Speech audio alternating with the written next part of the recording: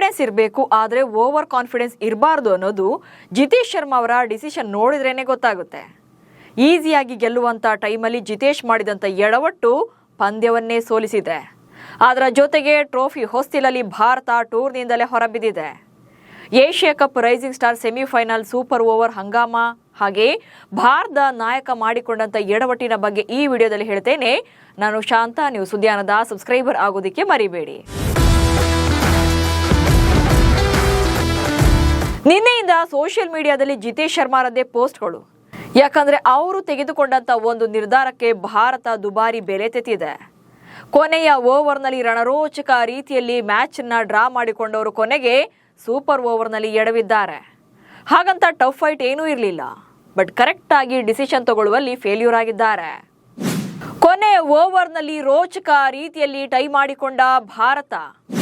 Asia cup rising star semifinal ಪಂದ್ಯದಲ್ಲಿ Bharat A ತಂಡ ಹಾಗೆ ಬಾಂಗ್ಲಾದೇಶ ಎ ತಂಡಗಳು ಮುಖಾಮುಖಿ ಆಗಿದ್ವು. ಈ ಮ್ಯಾಚ್ ಯಾವ ಸಿನಿಮಾ ಥ್ರಿಲ್ಲರ್ಗೂ ಕೂಡ ಕಡಿಮೆ ಇರಲಿಲ್ಲ.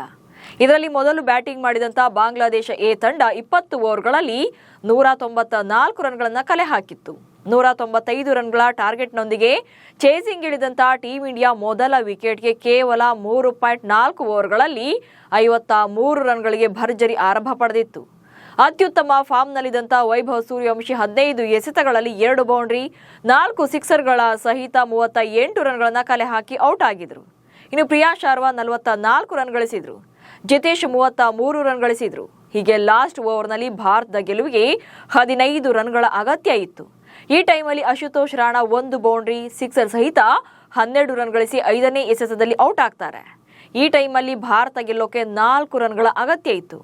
ಕೊನೆ ಎಸೆತದಲ್ಲಿ ಹರ್ಷ್ ದುಬೆ ಲಾಂಗ್ ಅನ್ನತ್ತ ಚೆಂಡನ್ನ ಬಾರಿಸ್ತಾರೆ, ಹಾಗೆ 2 ರನ್ಗಳನ್ನ ಓಡ್ತಾರೆ. ಅಂಡ್ ಈ ಟೈಮಲ್ಲಿ ಬಾಂಗ್ಲಾ ವಿಕೆಟ್ ಕೀಪರ್ ಸ್ಟಂಪ್ ಅನ್ನ ಮಿಸ್ ಮಾಡ್ತಾರೆ. ಹೀಗಾಗಿ ಮಿಸ್ಫೀಲ್ಡ್ನಿಂದಾಗಿ ದುಬೆ ಮತ್ತು ನೆಹಾಲ್ ಮತ್ತೆ ಒಂದು ಎಕ್ಸ್ಟ್ರಾ ರನ್ ಓಡಿ ಆ ಬಾಲ್ನಲ್ಲಿ ಟೋಟಲ್ ಆಗಿ 3 ರನ್ಗಳನ್ನ ಕಲೆ ಹಾಕ್ತಾರೆ. ಸೊ ಈ ಮೂಲಕ ಪಂದ್ಯ ಟೈ ಆಗುತ್ತೆ. ಇನ್ನೇನು ಸೋತೇ ಬಿಟ್ವಿ ಅನ್ಕೊಂಡಿದ್ದಂತಹ ಪಂದ್ಯವನ್ನ ಡ್ರಾನಲ್ಲಿ ಕೊನೆಗೊಳಿಸುವಲ್ಲಿ ಯಶಸ್ವಿ ಆಗ್ತಾರೆ. ಸೂಪರ್ ಓವರ್ನಲ್ಲಿ 1 ರನ್ ಗಳಿಸದೆ ಆಲ್ ಔಟ್. ಹೀಗೆ ಪಂದ್ಯ ಟೈ ಆದಾಗ ಭಾರತ ಬ್ಯಾಟಿಂಗ್ಗೆ ಬರುತ್ತೆ. ಬಟ್ ಇಲ್ಲಿ ಭಾರತ ತಂಡದ ನಾಯಕ ಜಿತೇಶ್ ಶರ್ಮಾ ದೊಡ್ಡ ಬ್ಲಂಡರ್ನೇ ಮಾಡ್ತಾರೆ. ಪವರ್ ಹಿಟ್ಟರ್ ಬ್ಯಾಟರ್ಗಳಾದಂಥ ವೈಭವ್ ಸೂರ್ಯವಂಶಿ ಹಾಗೆ ಪ್ರಿಯಾಂಶ್ ಆರ್ಯ ಅವರನ್ನ ಬಿಟ್ಟು ಬ್ಯಾಟಿಂಗ್ಗೆ ಬರ್ತಾರೆ. ಬಟ್ ಜಿತೇಶ್ ಶರ್ಮಾನೇ ಫಸ್ಟ್ ಬಾಲಲ್ಲೇ ಬೋಲ್ಡ್ ಆಗ್ತಾರೆ.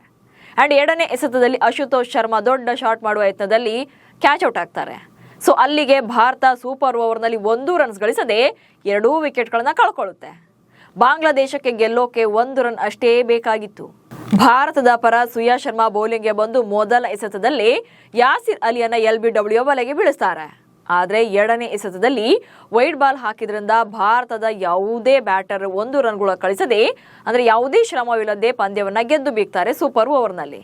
ಸೊ ಈ ಮೂಲಕ ನವೆಂಬರ್ 23ರಂದು ನಡೆಯುವಂತ ಫೈನಲ್ಗೆ ಕಾಲಿಟ್ಟಿದ್ದಾರೆ. ಸೊ ಪಾಕಿಸ್ತಾನ ಹಾಗೆ ಬಾಂಗ್ಲಾದೇಶ ತಂಡಗಳು ಈ ಪಂದ್ಯದಲ್ಲಿ ಮುಖಾಮುಖಿ ಆಗಲಿವೆ ಫೈನಲ್ನಲ್ಲಿ. ಬಹುಶಃ ಭಾರತ ಸೆಮಿಫೈನಲ್ ಪಂದ್ಯವನ್ನ ಅಂದ್ರೆ ಸೂಪರ್ ಓವರ್ನಲ್ಲಿ ಬಾಂಗ್ಲಾ ವಿರುದ್ಧ ಏನಾದ್ರು ಗೆದ್ದಿದ್ರೆ ಅಟ್ಲೀಸ್ಟ್ ಫೈನಲ್ನಲ್ಲಿ ಪಾಕಿಸ್ತಾನ ವಿರುದ್ಧ ಸೇಡನ್ನ ತೀರಿಸಿಕೊಳ್ಳುವಂತ ಅವಕಾಶ ಸಿಗ್ತಾ ಇತ್ತು.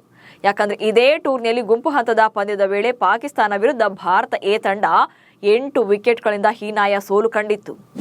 ಸೂರ್ಯವಂಶಿಯನ್ನ ಕಡೆಗಣಿಸಿದ ಜಿತೇಶ್ ವಿರುದ್ಧ ಆಕ್ರೋಶ.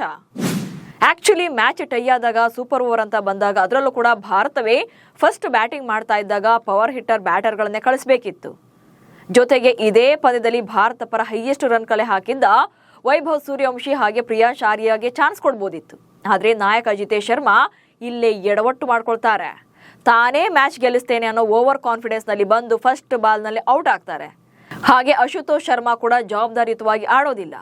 ಜಿತೇಶ್ ಶರ್ಮಾರ ಇದೇ ನಿರ್ಧಾರ ಈಗ ಅಭಿಮಾನಿಗಳ ಆಕ್ರೋಶಕ್ಕೆ ಕಾರಣವಾಗಿದೆ. ಮಾಜಿ ಆಟಗಾರ ದೊಡ್ಡ ಗಣೇಶ್ ಕೂಡ ಆಕ್ರೋಶ ಹೊರಹಾಕಿದ್ದಾರೆ. ವೈಭವ್ ಸೂರ್ಯವಂಶಿಯನ್ನ ಯಾಕೆ ಬ್ಯಾಟಿಂಗ್ ಕಳಿಸ್ತಿಲ್ಲ, ಎಲ್ಲರೂ ಸ್ಮೋಕಿಂಗ್ಗೆ ಹೋಗಿದ್ರ ಅಂತ ಕ್ಯಾಪ್ಟನ್ ಜಿತೇಶ್ ಶರ್ಮಾರನ್ನ ಪ್ರಶ್ನೆ ಮಾಡ್ತಿದ್ದಾರೆ. ಒಟ್ಟಲ್ಲಿ ಕೈಯಲ್ಲೇ ಇದ್ದ ಪಂದ್ಯವನ್ನ ಜಿತೇಶ್ ಕಳ್ಕೊಳ್ಳೋದ್ರ ಜೊತೆಗೆ ತಂಡವನ್ನು ರೈಸಿಂಗ್ ಏಷ್ಯಾ ಕಪ್ ಸ್ಟಾರ್ ಟೂರ್ನಿಂದ ಹೊರತಂದಿದ್ದಾರೆ. ಬಹುಶಃ ಈ ಪಂದ್ಯದ ಸೂಪರ್ ಓವರ್ನಲ್ಲಿ ವೈಭವ್ ಹಾಗೆ ಪ್ರಿಯಾಂಶ್ ಬ್ಯಾಟನ್ನ ಬೇಸಿದಿದ್ರೆ ಬಹುಶಃ ಭಾರತ ಗೆಲ್ಲುವಂತ ಚಾನ್ಸಸ್ ಜಾಸ್ತಿ ಇತ್ತು. ನಿಮಗೂ ಕೂಡ ಜಿತೇಶ್ ಶರ್ಮಾ ರಾಂಗ್ ಡಿಸಿಷನ್ ತಗೊಂಡ್ರು ಅನ್ಸಿದ್ರೆ ಕಮೆಂಟ್ಸ್ ಮೂಲಕ ತಿಳಿಸಿ. ಹಾಗೆ ಸುದ್ದಿಯನ್ನ ಫಾಲೋ ಮಾಡಿ. ನಮಸ್ಕಾರ.